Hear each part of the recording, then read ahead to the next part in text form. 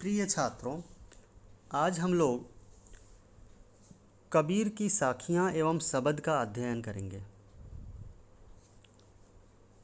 छात्रों, कबीर दास जी एक निर्गुण संत और कवि थे। राम और रहीम दोनों को एक मानते थे तथा उन्होंने ईश्वर के नाम पर समाज में चलने वाले पाखंड, भेदभाव और कर्म कांडों का विरोध किया है। उनके काव्य में ईश्वर प्रेम, गुरु भक्ति, सत्संग और साधु महिमा का वर्णन मिलता है। भक्ति काल की इस कविता में सधुकड़ी भाषा का प्रयोग हुआ है।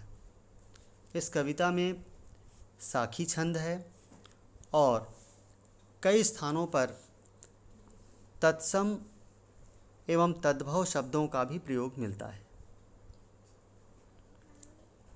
अब हम पहली साखी देखेंगे।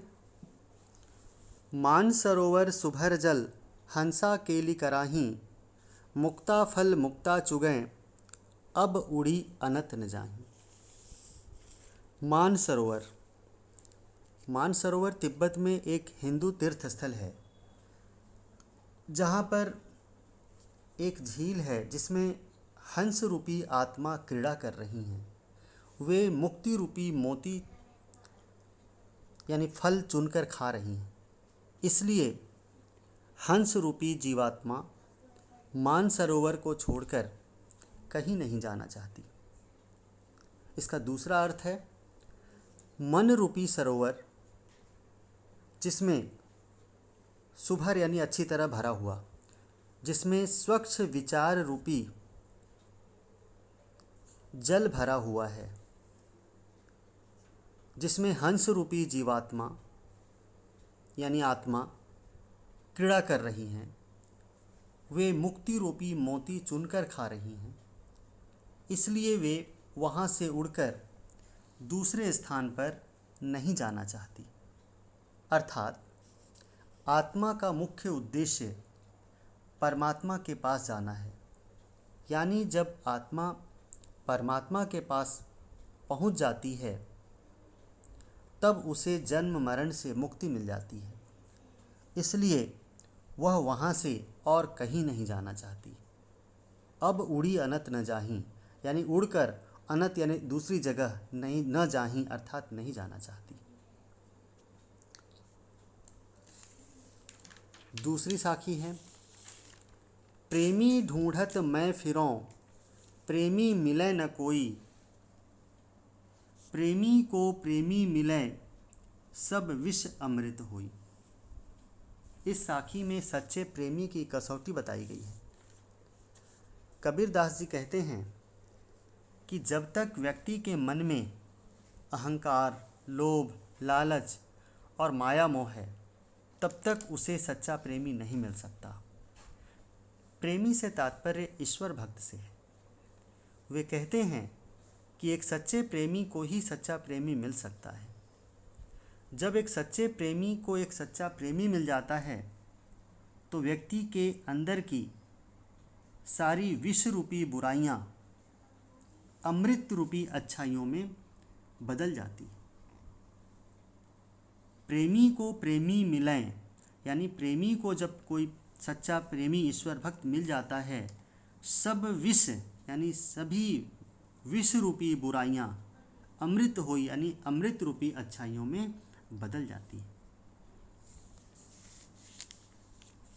तीसरी साखी है। हस्ती चढ़िए ज्ञान को सहज दुलीचा डारी, स्वान रूप संसार है भूकन दे झखमारी। प्रस्तुत साखी में सहजता से प्राप्त ज्ञान को या ज्ञानी व्यक्ति को महत्व या सम्मान देने की बात कही गई है। कबीर दास जी कहते हैं कि ज्ञानी व्यक्ति को हाथी पर कालीन बिछाकर सम्मान देना चाहिए। हस्ती चढ़िए ज्ञान को ज्ञान को हाथी पर सहज दुलीचा डारी, दुलीचा यानी कालीन, डारी यानी बिछाकर सम्मान देना चाहिए। ऐसा करते समय लोग अगर आपकी निंदा करते हैं तो उनकी बातों पर ध्यान नहीं देना चाहिए, क्योंकि यह संसार स्वान रूप संसार है, भूकन दे झक मारी।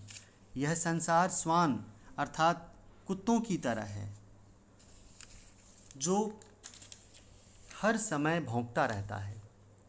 अर्थात समाज में कुछ लोग होते हैं जो अच्छे काम करने वाले लोगों की बेवजह आलोचना करते रहते हैं। यहाँ कवि यह संदेश देना चाहता है कि जिस प्रकार हाथी को देखकर कुत्ते भौंकना आरंभ कर देते हैं, लेकिन हाथी पर उनके भौंकने का कोई प्रभाव नहीं पड़ता, वह मस्त होकर चलता रहता है, उसी प्रकार आपको भी संसार के लोगों की आलोचना या निंदा की चिंता नहीं करनी चाहिए। ये आलोचना करने वाले लोग कुत्ते की तरह भौंककर विवश होकर स्वयं ही चुप हो जाएंगे, मौन हो जाएंगे। स्वान रूप संसार है, स्वान यानी कुत्ते की तरह संसार या संसार के लोग हैं। भौंकन दे झक मारी, इन्हें झक मारकर भौंकने दो, अर्थात ये झक मारकर यानी विवश होकर स्वयं ही चुप हो जाएंगे। अगली साखी है,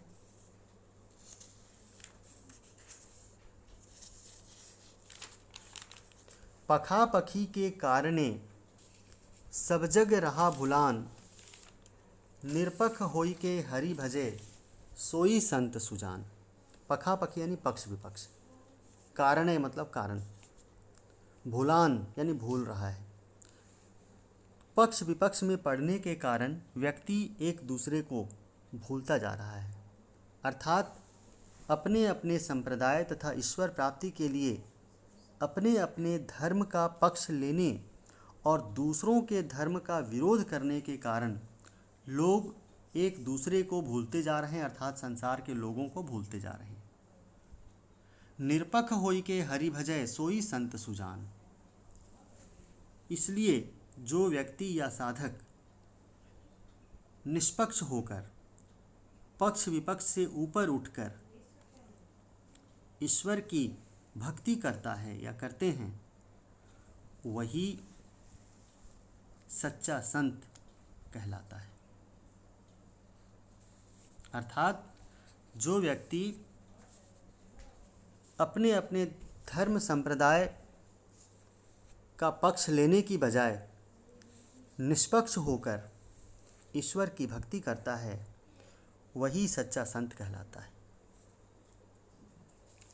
अगली साखी है, हिंदू मुआ राम कही मुसलमान खुदाई, कहे कबीर सो जीवता जो दुहू के निकट ही न जाई।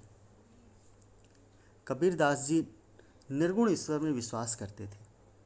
उनका मानना था कि ईश्वर एक है, राम और खुदा में कोई अंतर नहीं है। हिंदू और मुसलमान दोनों अपने अपने धर्म और ईश्वर को श्रेष्ठ बताकर लड़ते मरते रहते हैं।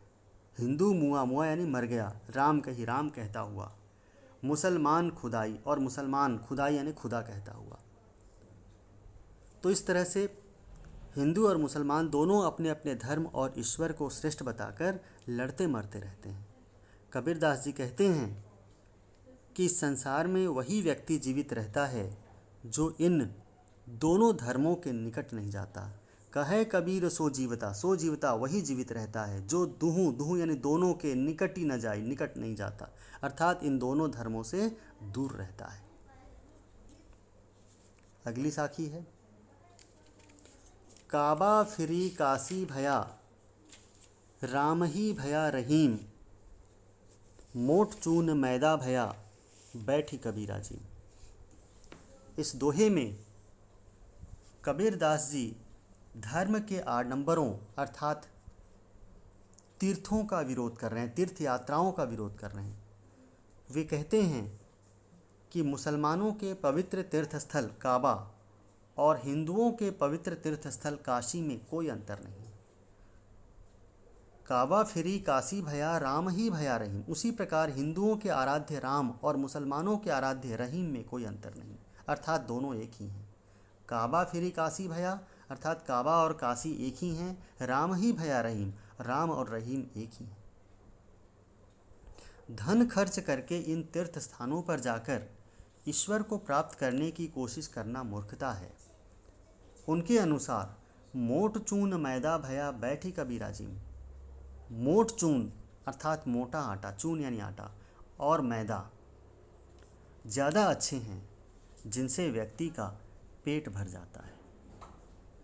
यानी इन तीर्थ स्थलों पर जाकर रुपए खर्च करने से, धन खर्च करने से अच्छा है कि किसी को मोटा आटा या मैदा ही दे दिया जाए जिससे कि उसका पेट भर जाए। अगली साखी है, ऊंचे कुल का जनमिया जे करनी ऊंच न होई, सुबरन कलश सुरा भरा साधु निंदा सोई। इस दोहे में कबीरदास जी ने समाज में जाति के आधार पर ऊंच नीच के भेदभाव का विरोध किया है तथा अच्छे कर्म के महत्व पर बल दिया है।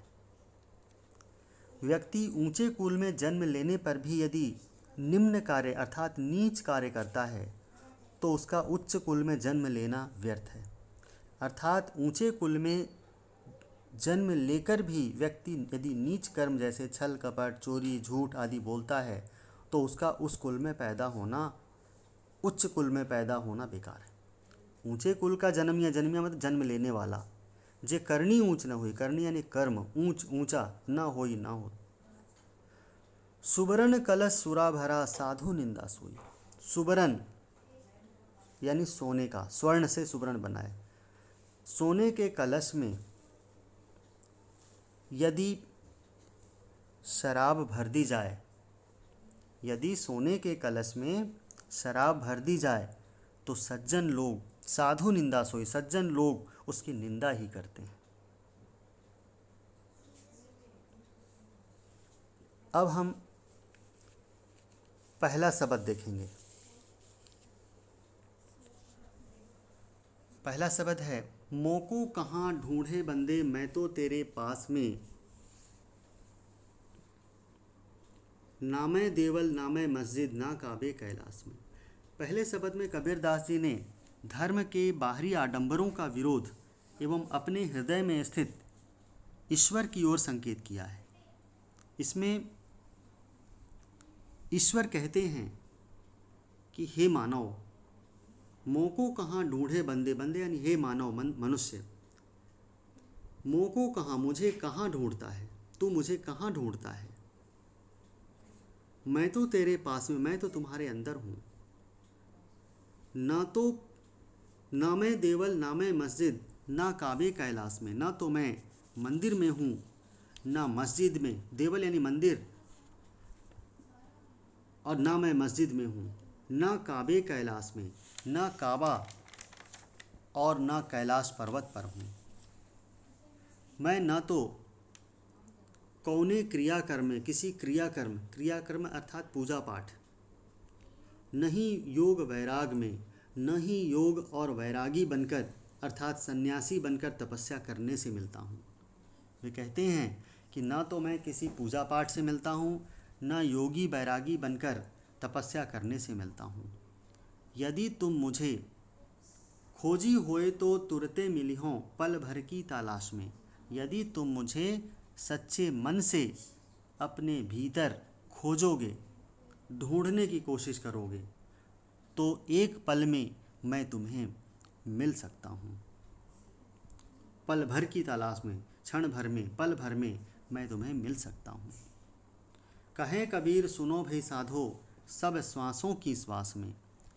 कबीरदास जी कहते हैं कि ईश्वर प्रत्येक जीव की सांस में बसा हुआ है, बस आवश्यकता है उसे सच्चे मन से ढूंढने की। धन्यवाद। उम्मीद है कि आपको ये साखियाँ और शब्द अच्छी तरह समझ में आ गए होंगे।